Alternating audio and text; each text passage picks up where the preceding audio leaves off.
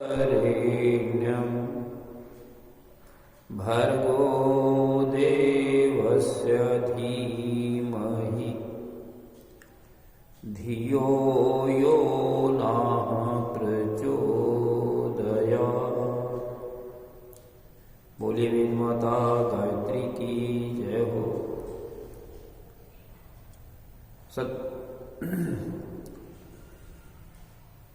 हम स्वस्थ रहें इसके लिए त्र्यंबकम जी से प्रार्थना करें।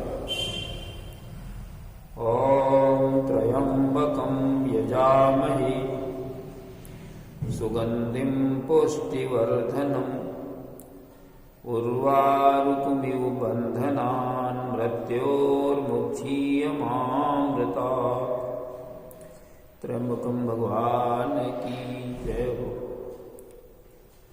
भाइयों बहनों, पिछले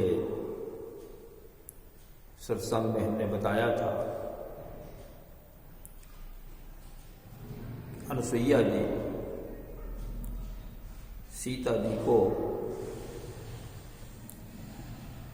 पतिव्रत धर्म के विषय में बता रहे हैं। और ये सीता जी के लिए नहीं, सीता जी तो पतिव्रता थी ही, ये समाज की सारी महिलाओं को बता रहे हैं जिससे वो प्रेरणा पाएं और अपने जीवन को सार्थक बनाएं। तो अनुसुईया जी कहती हैं, अमित दान भरता वैदेही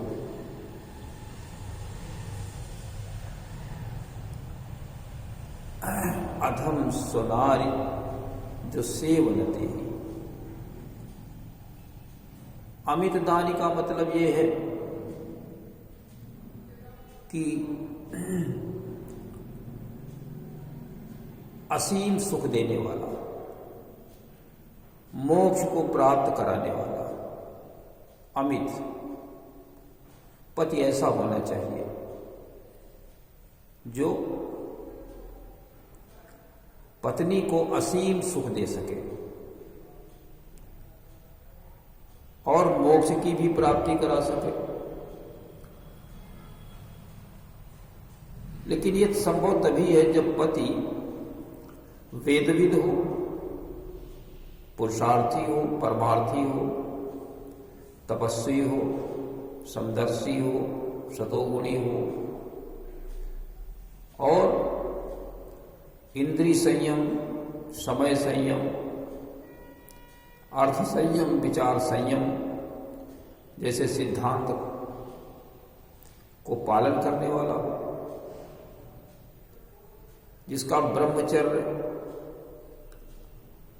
वेदाध्ययन करते हुए गुजरा हो, वेद को जीवन में उसने उतारा हो, भगवान राम के गुणों को उतारा हो, वही व्यक्ति परिवार में सुख दे सकता है, परिवार को मोक्ष की प्राप्ति करा सकता है। ऐसा पति होना चाहिए। अब ऐसे पति कहां रखे हैं? दुर्गुणों की खान बने पड़े हैं और ये चौपाई पढ़ा करते हैं, नशीले पदार्थों का प्रयोग करना, समय को बर्बाद करना, आलसी जीवन व्यतीत करना, ऐसे दुर्गुणों को जीवन में उतारे हुए हैं। तो अमित दानकर्ता कैसे हो सकते हैं? तो सबसे पहले पुरुषों को यह सोचना चाहिए कि हम सद्गुणों को अपनाएं, दुर्गुणों को हटाएं। फिर अगर पत्नी ऐसे पति का अपमान करती है तो वो पत्नी अधम कही जाएगी। सेव का अर्थ ये है उसकी सेवा भी करे, और उनके उसके अनुशासन का पालन भी करे, उसके ज्ञान जैसा वो मार्गदर्शन दे वैसा पालन करे। लेकिन ये पहले मनुष्य के अंदर ये क्वालिटी, ये गुण होने चाहिए, तभी संभव है। आपस में लड़ाई झगड़े इसीलिए होते हैं, स्त्रियां अपने पति की बात नहीं मानती, उसका कारण यही है कि पति दुर्गुणों की खान बना बैठा है। कैसे पत्नी बात माने? तो यहां पर सबसे पहले पुरुषों को अपने जीवन में सुधारने की आवश्यकता है।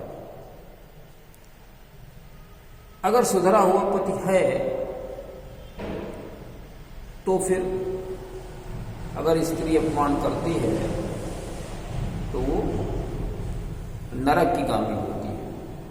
तुलसीदास लिखते हैं, ऐसे उपति कर किए अपमाना और नारी पाओ जमपुर दुख नाना। वहां पर यमपुर जाकर के, यमपुरी में नाना प्रकार के ऐसी स्त्रियां दुख पाती हैं जो श्रेष्ठ पति का अपमान करती हैं। फिर सीता जी फिर अनसुईया वो बताती है सीता जी को कि जग में 4 प्रकार की पतिव्रताएं स्त्रियां होती हैं। पहली स्त्री तो वो होती है जो अपने पति के अलावा स्वप्न में भी दूसरे पति को नहीं देखती, उत्तम कोटि। और मध्यम कोटि की वो स्त्री है जो दूसरे व्यक्ति को अपना भाई, पिता और पुत्र की तरह देखती है। और तीसरे प्रकार की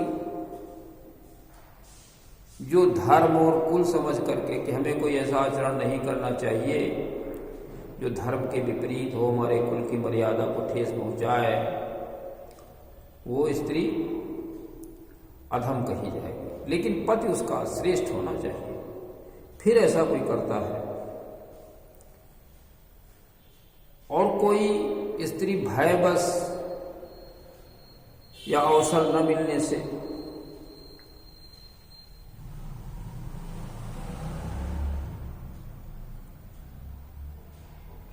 और डर से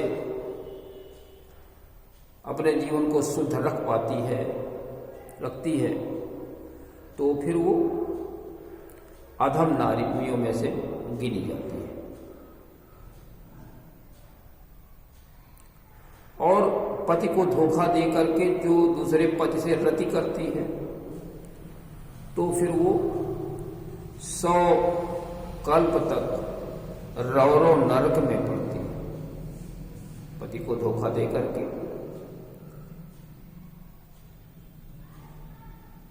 तो इस प्रकार से 4 प्रकार की स्त्रियों का वर्णन अनसुईया ने सीता जी से किया और ये बताया जो स्त्री श्रेष्ठ पति के प्रतिकूल रहती है हमेशा, वो अगले जन्म में जाकर के विधवा हो जाती है। तो क्या कहती हैं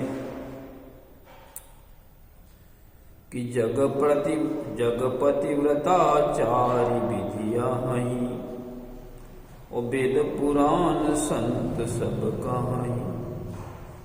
पतिव्रता स्त्रियां 4 प्रकार की होती हैं, वेद पुराण संत सब ऐसा ही कहते हैं। उत्तम के अस बस मन माई, सपने हुआन पुरुष जग नाई। उत्तम वो स्त्री है जिसके मन में हमेशा ये भाव बना रहे कि स्वप्न में भी उसके पति के अलावा कोई दूसरा व्यक्ति नहीं है। मध्यम पर पति देखई कैसे, भ्राता पिता पुत्र निज जैसे। है ना, मध्यम स्त्रियां वो हैं जो दूसरे व्यक्ति को पिता पुत्र भाई जैसा देखती हैं। और धर्म विचार समुझ कुल रही, सो निकृष्ट त्रिय। तिय श्रुतियस कहीं, जो धर्म के विचार कर, कुल को विचार कर ठीक ठाक बनी रहती हैं, वो निकृष्ट कोटि में आती है। वो बिनु अवसर भय तेरह जोई, जानेऊ अदम नारी कर जग सोई। जो भय के बस, अवसर के बिना, अवसर के कारण जो बचकर रहती है, रह जो जाने हुआ तमन्ना, वो अधम स्त्री की कोटि में आ जाती है। पति वंचक पर पति रति करई, पति को धोखा करके दूसरे पक्ष से रति करती है। तो रव रव नरक कल्प सत परई, 7 कल्प तक, 100 कल्प तक वो रव रव नरक में ही कष्ट पाती है। और पति प्रतिकूल जन्म जहाँ जाई, विधवा होई पाई तरुणाई। पति प्रतिकूल जो रहती है वो अगले जन्म में तरुण अवस्था में ही वैधव्य को प्राप्त हो जाती है। इस प्रकार से अनुसुईया जी ने सीता को जग की नारियों के लिए एक संदेश दिया। अब यह है कि उसमें मुख्य बात यह है कि सबसे पहले श्रेष्ठता पति के अंदर होनी चाहिए, जो अपने जीवन को अच्छा बनाए और पत्नी को भी मान सम्मान पर ले चलने का प्रयास करे।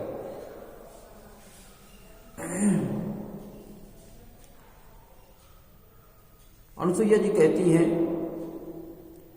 कि अपवित्रता का अर्थ वेद के अनुकूल न चलना ही अपवित्रता है। मन वचन कर्म अगर मनुष्य का ठीक न हो तो ये आंतरिक अपवित्रता कहलाती है। विचार सही नहीं है, सन्मार्ग पर नहीं चलता है, तो वेद से ही हमें पवित्रता प्राप्त होती है। लेकिन साधारण स्त्रियां जो वेद की ज्ञाता नहीं है, जिन्हें वेद का ज्ञान नहीं है, वो श्रेष्ठ आचरण नहीं कर पाती, इसलिए उनको अपवित्र कहा जाता है। मनुष्य भी अपवित्र होते हैं अगर वेद के अनुसार नहीं चलते हैं। तो तुलसीदास जी लिखते हैं कि सहज अपावनी नारी, पति सेवत शुभ गति लहई, जसु गावत श्रुति चार्य, जहु तुलसी का हरि प्रिय। सहज, सरलता से अगर देखा जाए, सामान्य स्थिति में अगर देखा जाए, तो स्त्रियां मन वचन कर्म के अंदर दोष युक्त रहेगी। कारण वेद ज्ञान न होना। अगर उनको वेद ज्ञान कराया जाए तो वो पूरी पवित्रता को धारण कर सकती है। लेकिन अगर पति श्रेष्ठ है, वेदविद है, तो उसका अनुसरण करने से ही उनकी सद्गति हो जाती है। लेकिन पति वेदविद होना चाहिए। पति सेवत शुभ गति लह, सेवत का मतलब सेवा ही करना नहीं है, पति के अनुसार चलना भी है, उनके गुणों के अनुसार चलना भी। जसु गावत श्रुति चारों यश, गुणों का गान करते हैं किसकी? तुलसी का, वृंदा का गान करते हैं। वो स्वयं वेदविद थी, बहुत ज्ञानवान गुणवान थी। यद्यपि उसका पति जालंधर असुर था, दैत्य था,